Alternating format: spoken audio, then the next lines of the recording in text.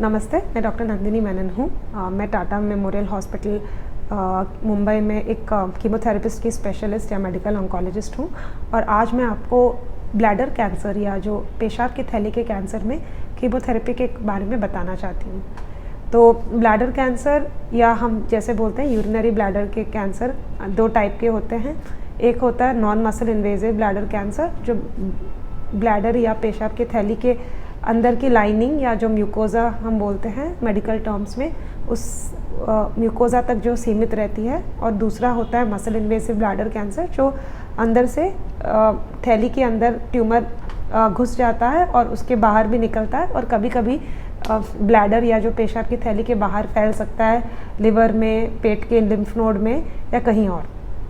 Bladder cancer aggressive type का या तेज़ी से बढ़ने वाला कैंसर है, बट ज़्यादातर ब्लैडर के cancers usually non muscle invasive होते हैं और टू स्टार्ट विद, और धीरे धीरे टाइम के साथ कुछ जब रिकर होते हैं तो मसल के अंदर जाते हैं। कीमोथेरेपी ब्लैडर कैंसर में उसका क्या रोल है या हम क्यों कीमोथेरेपी देते हैं। तो पहली बात मैं बताना चाहती हूँ कि कीमोथेरेपी क्या है। कीमोथेरेपी कुछ दवाइयाँ होती हैं या इंजेक्शन्स हो सकते हैं, टैबलेट्स हो सकते हैं, जो हम पेशेंट्स को देते हैं ट्यूमर के जो सेल्स या ट्यूमर को या कैंसर की जो गांठ है उसको मिटाने के लिए या मारने के लिए।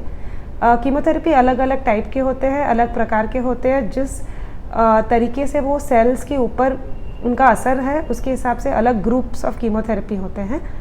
ब्लैडर कैंसर में हम कब कीमोथेरेपी देना चाहेंगे या कौन से ब्लैडर कैंसर को कीमोथेरेपी देना चाहिए। यूजुअली जो early stage non muscle invasive bladder cancer में पेशेंट्स को कीमोथेरेपी की ज़रूरत यूजुअली पड़ती नहीं है, बट एक सिनारियो है जो सर्जन्स जब छोटे से जो नॉन इन्वेजिव ट्यूमर्स को निकाल देते हैं उनका रिकरेंस ना होने के लिए ब्लैडर के अंदर से, पेशाब की थैली के अंदर से कीमोथेरेपी डाल देते हैं, जो हम बोलते हैं इंट्रावेसिकल कीमोथेरेपी। ये दिया जाता है पेशेंट्स को ताकि ये ट्यूमर्स वापस अंदर ग्रो ना हो जाए या बढ़ ना जाए।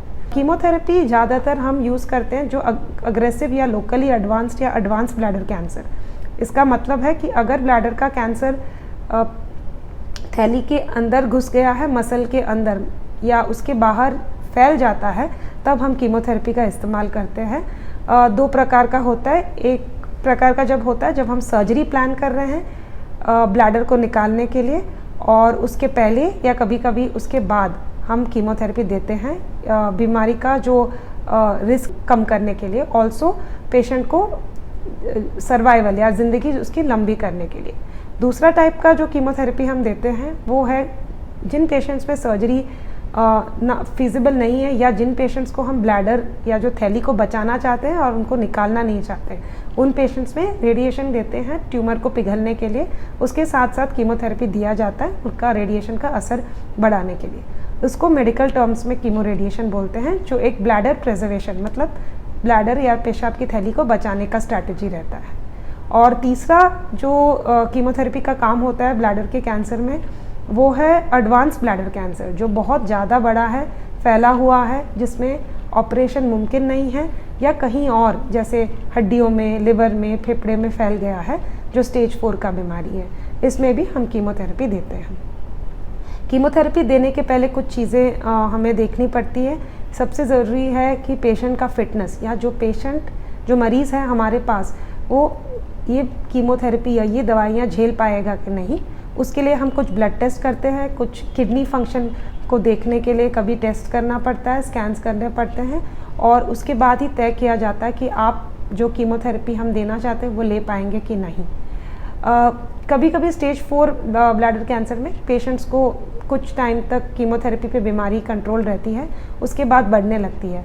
तो सेकेंड लाइन और थर्ड लाइन मतलब एक टाइप ऑफ दवाई के फेलियर के बाद उसके बाद सेकेंड लाइन और थर्ड लाइन में नई दवाइयाँ जैसे इम्यूनोथेरेपी और टारगेटेड दवाइयाँ भी आई हैं ब्लैडर कैंसर में, जो हम ये पेशेंट्स को इस्तेमाल कर सकते हैं। कीमोथेरेपी के कुछ साइड इफ़ेक्ट्स होते हैं जो कि सब कैंसर्स में होते हैं। सबसे इम्पॉर्टेंट या सबसे जो महत्वपूर्ण हमें जानना है कीमोथेरेपी के साइड इफ़ेक्ट्स है कि हमारे बोन मैरो और ब्लड, मतलब जो हमारे बॉडी के अंदर जो खून तैयार करती है, मैरो जो नली बोलते हैं हड्डी के अंदर, और खून में जो सेल्स हैं, जो सफ़ेद पेशी है, लाल पेशी है और प्लेटलेट्स जो ब्लड को क्लॉट करने में या ब्लीडिंग या खून बहने को रोकने के लिए बने हुए हैं। ये इन चीज़ों पे कीमोथेरेपी का असर होता है और ये सबसे उसका सीरियस साइड इफ़ेक्ट होता है। दूसरा हम देखते हैं कि किडनी का फंक्शन पे, पहले ही ब्लैडर कैंसर के पेशेंट्स को ट्यूमर बड़ा होने के वजह से किडनी पे कभी कभी प्रेशर आ जाता है। उनको पहले से किडनी फंक्शन या किडनी का जो काम करने का जो कैपेसिटी या जो क्षमता है वो कम रहती है और उसके वजह से क्रिएटिनिन जो बोलते हैं ब्लड में बढ़ जाता है। इन पेशेंट्स में बहुत सावधानी से कीमो देना पड़ता है और ये हमेशा हम हर साइकिल या हर डोज के पहले ये सब चीज़ें जो खून के पैरामीटर्स होते हैं, हीमोग्लोबिन, वाइट ब्लड सेल्स और प्लेटलेट काउंट्स और क्रिएटिनिन जो किडनी का फंक्शन का टेस्ट है, हमेशा हम चेक करके हम उनको माप के मॉनिटर करते हैं। दूसरा साइड इफ़ेक्ट जो हम देखते हैं कि ब्लड काउंट्स घटने के अलावा किडनी का और ये फंक्शन बिगड़ने के अलावा कभी लिवर फंक्शंस जो है, जो लिवर के टेस्ट ऊपर नीचे हो सकते हैं, इस पे हमें ध्यान रखना होता है। और कुछ पेशेंट्स में अगर ब्लड काउंट घट गए और बहुत ज़्यादा घटे, सफ़ेद वाइट ब्लड सेल्स जो सफ़ेद सेल्स है ब्लड के, उसमें स्पेशली न्यूट्रोफिल्स जो एक प्रकार का वाइट ब्लड सेल है, अगर वो ज़्यादा ही घट गया तो मरीज़ को इन्फेक्शन या दूसरे जंतुओं से कुछ बीमारी होने का रिस्क रहता है।